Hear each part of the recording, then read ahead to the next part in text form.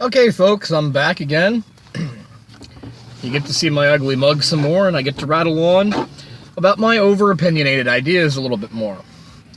I'm back in my usual surroundings in my car after I got out of work, and I've been thinking about something. Last night and today I was seriously thinking about it.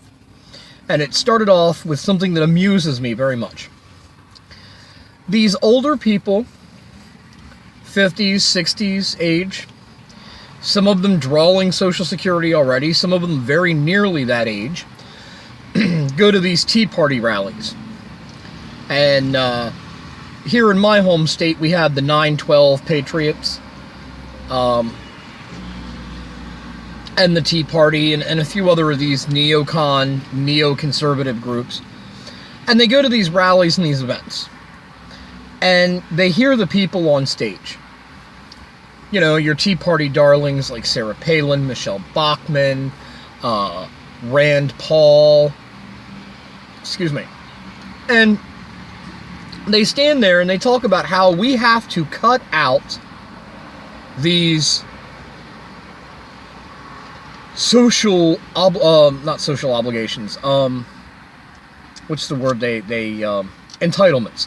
We need to cut out these social entitlement programs. And it's become pretty obvious to me that when a politician says social entitlement programs or entitlements, the main thing they're talking about is Social Security. And they're in front of this audience of people who are on Social Security or very nearly the age where they go and sign up to draw Social Security, and the crowd goes wild. They go nuts. Yeah, kill the entitlements. But then, if their candidate, if their guy on stage getting them all fired up about entitlements gets elected, and one of the first things he does as an elected official, we need to cut Social Security. Social Security is one of these entitlement programs that we need to start trimming the fat. The same audience that was cheering him on, or her, on, when they said we need to kill these social entitlement programs, are the first ones to flock to Washington, to flock to this person's main office, carrying picket signs, hands off my Social Security. And they'll tell you that Social Security is in danger of going insolvent. And they're basing that on an estimate that says in 2023, Social Security will be depleted to the point where the entire Social Security, disability, and SSI program will have to take a cut of at least 20% to maintain its solvency. So I've been thinking about this.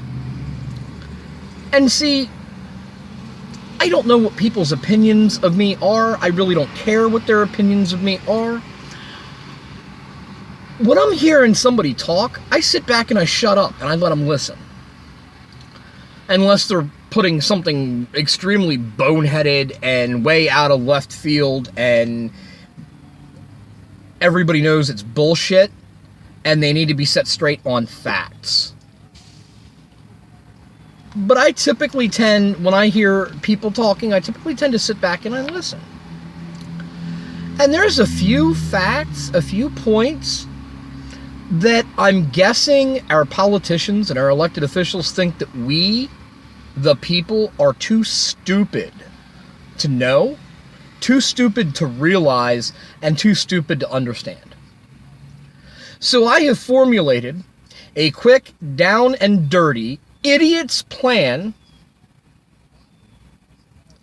to save Social Security.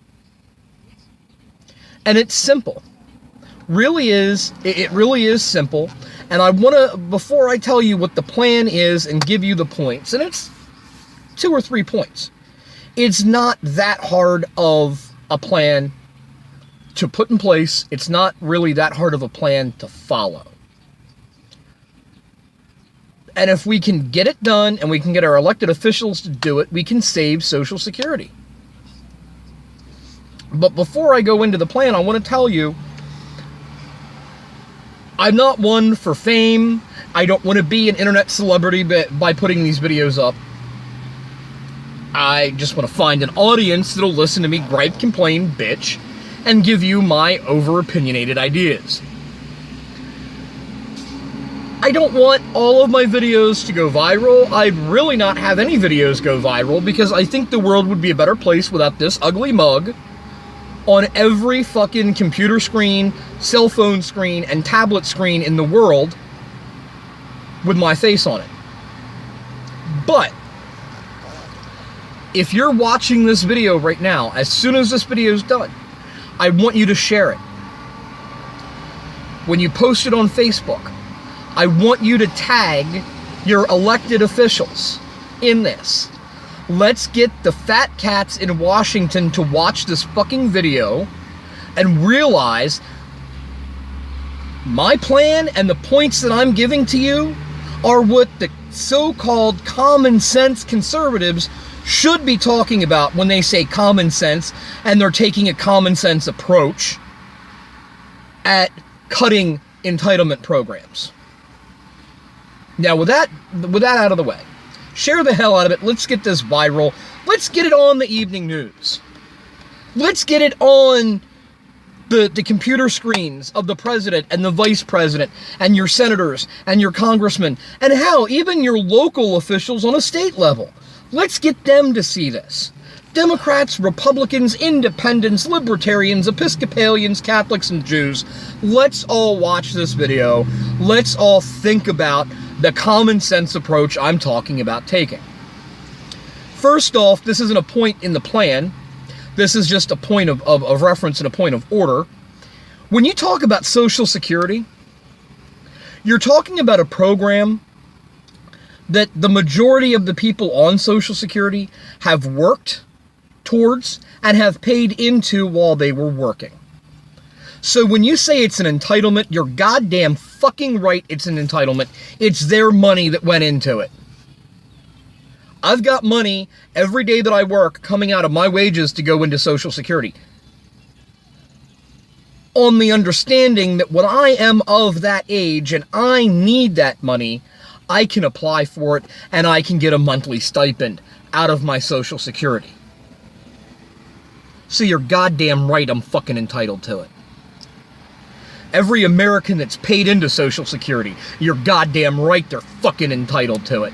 So stop calling Social Security an entitlement and looking down your nose when you say it like it's a fucking bad thing. You pay into it, you deserve it when you're old enough to need it. So now, let's move on to my common sense approach at saving Social Security. First and foremost, Social Security was intended to go into its own fund. It was not intended to be part of the federal government's general funds. The only way money was supposed to come out of Social Security was when someone who was eligible for Social Security drew off of it. When World War II hit, the government did not tap into Social Security to build ships for the war effort. They didn't tap into Social Security to build planes for the war effort. When they needed money to pay for the war effort, they started war bonds, and they sold war bonds, and they got celebrities on board to go to rallies to encourage people to invest in war bonds. The war was an investment for the people. One of the biggest celebrities happened to be the first female casualty of World War II. Was an actress, Carole Lombard, died in a plane crash going back to California from being on a tour encouraging people to buy war bonds. Somewhere along the line, however, our fine elected officials, fat cats that they are, in Washington, got the bright idea that if we need extra money to build that $500,000 warplane, we'll tap into Social Security. They've been pillaging it. They have pillaged and plundered Social Security. And then they want to tell you the reason why Social Security is going broke is because old people are living longer than they did 50 years ago. There's too many people drawing Social Security. And then they want to point out that there's disabled people who aren't old enough to draw Social Security, but they're on disability, and disability comes out of Social Security as well. And those are bad people. Well, I got news for you. My late partner, who died of a brain tumor, applied for and was receiving disability, SSI, whatever it's called, for the last year or so of his life because he couldn't work because of the brain tumor. Oh, and by the way, he'd been working jobs pretty much like me since he was 16 and paying into that. So, we're supposed to be too stupid to realize that one of the major debts the federal government owes is to its own people from raiding, plundering, and pillaging Social Security. So here's the first point. Here's the first point. We get Social Security funds back into its own fund, back into its own account. And we set it up the way it was originally intended, to where your fat cats in Washington can't dip their hands in the fucking cookie jar and pillage Social Security for their pet projects. Their warships, their warplanes, smart bombs, guns that can shoot around corners, fucking Star Wars that hasn't been proven effective the whole time we've been dealing with this bullshit since the Reagan administration. Point one. Put Social Security back into its own fund. And we smack the fucking hands of every goddamn politician that tries to put their hand in the fucking cookie jar like we do a goddamn 2-year-old when they're trying to steal cookies from the cookie jar. Point two. We make the federal government pay back every fucking penny they've pillaged from Social Security. Pay it back. A little side note to this. You hear some politicians talk about how we need to end Social Security. Well, when they talk about that, what it is it's tantamount to you going to a car dealership, buying a car, and 3 months into making payments on it, decide you want to keep the car, but you don't want to pay for it. So you go and you have the dealership shut down to nullify your debt. That's what it is. That's why they want to end Social Security. So that intelligent people like me, and hopefully you who are watching this video, don't say, wait a minute, no, put the fucking money back where it belongs.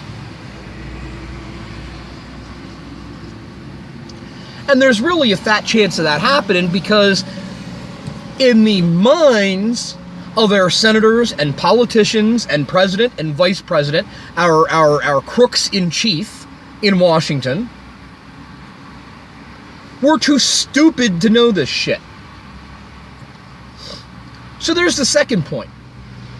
After you get the funds from Social Security put back in their own little account, in their own fund, and you lock it up so they can't get their hands in the fucking cookie jar, you make them pay back what they've already taken out. Okay? It's 2 points. Now the third point has to do with trimming fat. You hear all the politicians talk about, we need to trim fat, we need to trim the fat, we need to trim the fat, we need to make a cut here and a cut there. Well, here's a couple of places we can start, and they all happen to be, from the top. This is the only incident where you're going to see a top-down approach actually fucking work when it comes to the economy and money in America. You trim the fat from the top down. You take guys like George Herbert Walker Bush. George Herbert Walker Bush was in the military, so he's getting a pension from that. He served during World War II, and I think, if I remember hearing correctly, he gets something extra in his pension because he was shot down in combat or something like that.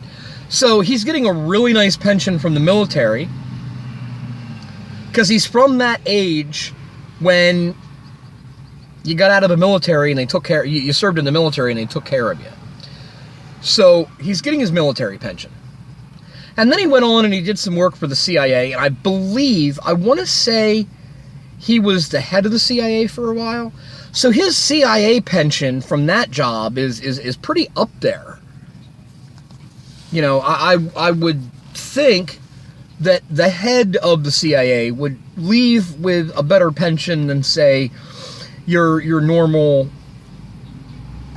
agent or guy that looks at satellite pictures or whatever they're called. Then he went on and he got himself picked as Ronald Reagan's running mate and served as vice president under Ronald Reagan. So that's 3 pensions right there. And ultimately, we all know he became president of the United States and he puked on the Japanese guy. Emperor of Japan or whatever the title is. He puked on some Japanese guy. So there's 4 pensions right there, and I think I'm missing one because I think he might have been a senator or a congressman somewhere. I might be mistaken, don't quote me on that, so we'll just go with those 4 pensions there. Military, CIA, vice president, and president. And I remember the day that he went and signed his papers to sign up for Social Security because he's 65 or 62 or however old he was. He was entitled to it. Well, you know what? You go into a situation like politics where you've got a pretty good net worth. You're independently wealthy. I mean, come on. You bankrolled George W.'s first oil drilling venture that he drove into the ground and needed the Saudis to bail him out. So, I mean, if you can buy your son's oil drilling venture, if your son's got enough money from you, from the family, to buy ownership, an owner's share of a fucking baseball team, I don't think you need Social Security on top of the 4 pensions you're already getting, plus the money you're getting from investments. So, there's some fat that we can trim off right there. If you have a net worth into the millions or billions, and you're drawing 3 or 4 or 5 really nice government pensions from being president, vice president, head of the CIA, you don't need Social Security. Keep your hands off of it and let somebody who really needs that extra $1,000 a month get it. So there's another place where we're trimming the fat, and it's cost of living increases. You realize that for the last several years, there has been no cost of living increase for Social Security recipients. But you bet your sweet ass, every year, the fat cats in Washington, your elected senators and your elected congressmen, money, money, money, money, we need cost of living increase, and they're getting it. See, here's what we do. We trim the fat. We trim their fat. We take their cost of living increases, and we just do a money transfer and put that into the Social Security fund. What we would give them as a cost of living increase. And that way we can give some Social Security recipients a cost of living increase that they need to survive. Because I'm telling you, these congressmen and these senators, by and far, most of them are multi-millionaires before they get elected. And they're getting a nice, fat little paycheck from being a senator or a congressman. and they're getting lifelong medical care paid for on our dime,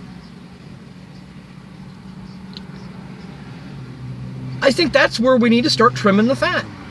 And a lot of the fat that we trim from the fat cats in Washington can be put towards Social Security to make sure it stays solvent. So let's go back and review a little bit real quick before I end the video. Put Social Security in its own fund again. Seal it up so our senators and our congressmen can't dip their hands in the cookie jar. We make the government pay back the money that they pillaged from Social Security. And we start trimming the fat from these guys like George H.W. Bush that are getting 4 pensions from the government, and they're independently wealthy to begin with, and they don't need Social Security. And trim the fat of some of these bonuses and cost of living increases and all this shit that we're paying out to our senators and our congressmen, and we put that towards Social Security. And I guarantee,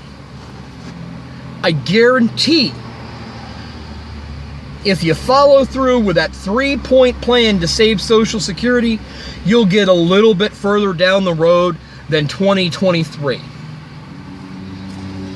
And like I said, this is the shit that your common sense conservatives should be talking about when they say we're going to take a common sense approach to dealing with Social Security. But then, that's just one American's opinion.